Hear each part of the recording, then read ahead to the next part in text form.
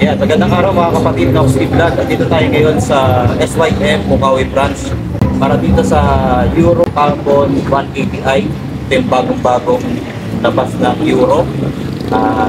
Napaka-fresh pa. Yan, nakita na natin ang personal. So, inputan natin at aalamin din natin yung cash price and installment dito sa branch na to. Kaya, huwag kayong kukurang mga kapatid. Stay tuned tayo.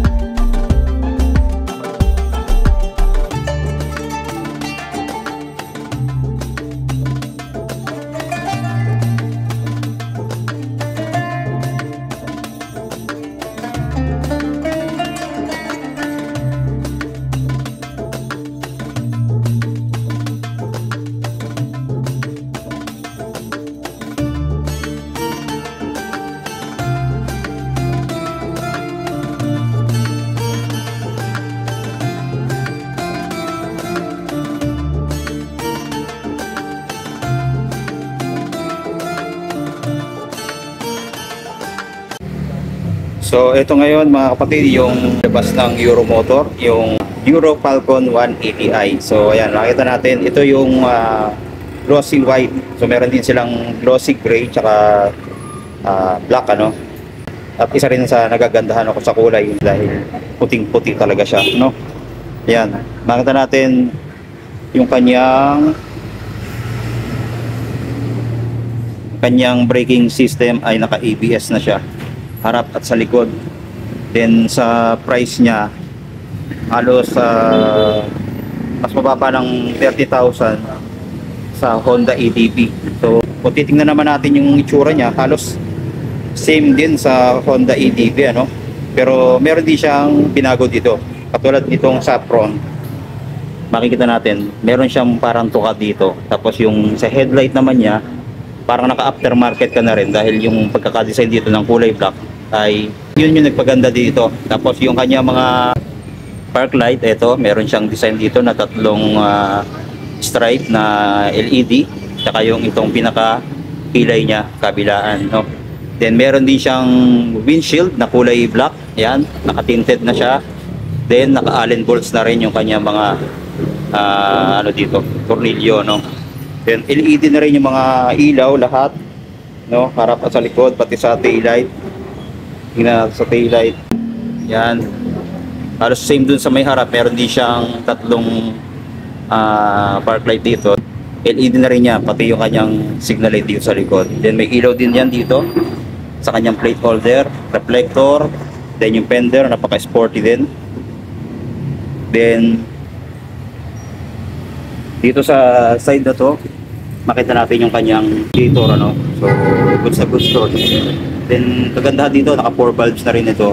Tapos 180cc pa, kaya napakalakas ng kanyang makina. Mayan yung kanyang tatak dito na Falcon 180i. Then yung kanyang shock, makita natin nakabaso na rin, kulay gold. Then may tatak na Euro dito. Muffler design, napaka futuristic na rin, naka upright position, very sporty or adventure ang design. So mataas na. Then meron siyang design dito na silver. Then sa dulo meron siyang pagka-carbon fiber finish, yung pinaka-plastic.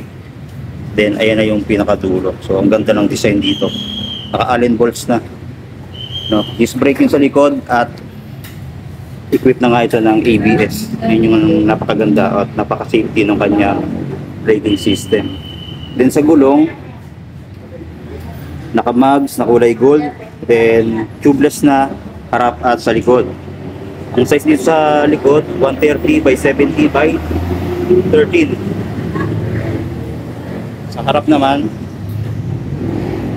ang size ng gulong natin, yun, 110 by 80 by 14. So 14 sa harap, size 13 yung sa likod.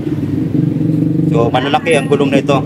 So goods na goods. Talagang bagay na bagay pang adventure. At kagandahan sa gulong niya, dual purpose na mga kapatid, dahil pwede ito sa highway, pwede rin pang off-road. Yung iba kasing adventure scooter gagaya ng sa Honda, malalaki yung spike nun. So minsan mahirap siya sa pagkadating sa highway. Pero ito okay to, goods to sa highway at goods din to sa off-road. Then naka dual path caliper siya sa harapan. Telescopic fork na kulay silver yung ginamit. Then pure white yung kanyang kulay. So ayan, pasensya na at maingay dahil sa mga kandidato, no? Yan. Then dito pala, meron din siyang design dito, ang ganda. Ito yung nagpapaangas dito, yung park light niya na ito. Tingnan naman natin yung kanyang panel. Ito, panel gauge niya, napakaganda rin. Naka LCD panel gauge na siya. So dyan na rin natin makikita yung mga information na makikita natin, yung ABS, yung engine check, signal light, speedometer, odometer, then yung oras, temperature ng motor. Then dito yung pinaka buttons niya, no? Yan, may left and right, up and down siya. Then naka naked handlebar, yan yung kanyang manibela, naka matte black finish. Then meron siyang Euro dito na logo. Sa mga buttons naman sa handle, ito meron siyang high and low, passing light, then hazard, yung signal light, tsaka yung busina. Ito sa kabila, ito yung alding stop, yan, bukasan ng mga ilaw meron pa rin, tsaka yung electric starter niya. Then sa remote, ito yan, oh, dalawa yung remote niyan. Then siyempre nakakilis na yan, ayan. Sa bukasan ng fuel tsaka seat, andito na rin ipindutin. So sa fuel tank, ito naman, so malaki na rin yung fuel capacity nito, kaya pwede sa long ride. Then meron siyang ADB dito na nakasulat, ano, ang ganda, pagkaka-design talaga. Then meron pala siyang pocket, so ipipress lang din. Andyan yung kanyang USB port sa loob. Yan. So ready na sa mga cellphone natin. Tas malalim din yung kanyang pocket, kasya na rin yung cellphone mo dito. Yan. Pagdating naman sa upuan, napakaganda rin ang kanyang upuan. Ayan, naka camelback seat na. Then two-tone ang datingan, meron siyang makinis at magaspang dito na pagka-carbon fiber finish.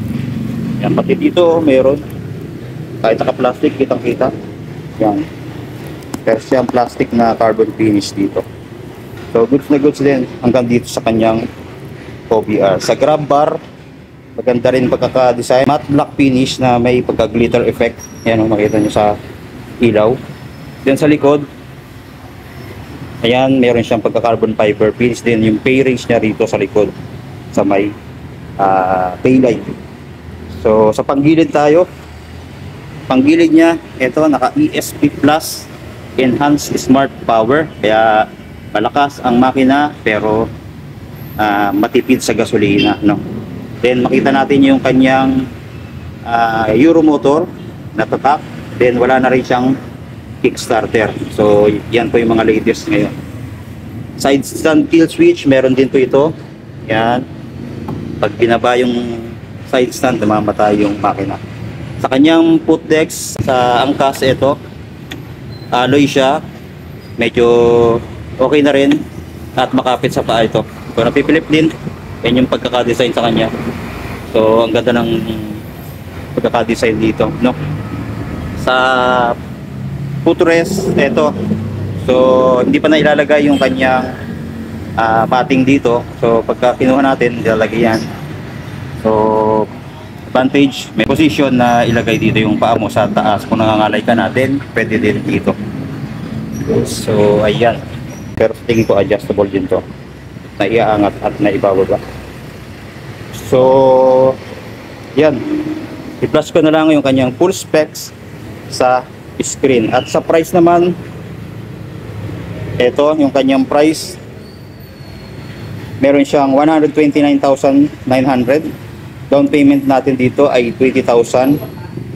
Sa 36 months, meron siyang 5,315. Sa 24 months ay 6,971. And then 12 months ay 11,937. May rebate pa yan mga kapatid na 300 pagka updated tayo naghulog. Ayan. So same engine sila ng Griffin 180. 180i. Ayan. Meron din sila dito available na Griffin 180i. Ayan. Same lang sila ng engine pero mas lamang ng specs yun and features. So ito naman yung price ng Griffin. Baka naghahanap din kayo, 108,900, 10,000 down payment. Then sa 3 years niya ay 4,808. May rebate pang 300. So ayan. Sa Euro Samurai 155 naman. So ito naman maganda rin to. Ito naman ang price ngayong 2025, 88,900 pa rin, 5,000 down payment. Then 3 years 4,135 ang monthly. May rebate pa na 300 yan. At yan ang ating quick review dito sa Euro Falcon 180i. Available na yan dito sa SYM Bocaue branch. Punta na lang kayo dito mga kapatid sa kanila at mag-inquire. So i-post ko na lang yung kanilang contact number and then yung location. Yan po. Kung gusto niyo naman po ng mga repo, may repo din po sila dito. Ayan. Meron sila nakalagay dito. Yan, kagaya nitong Hyperman.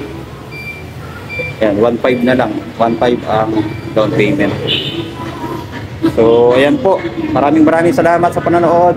And then, God bless. Stay safe always.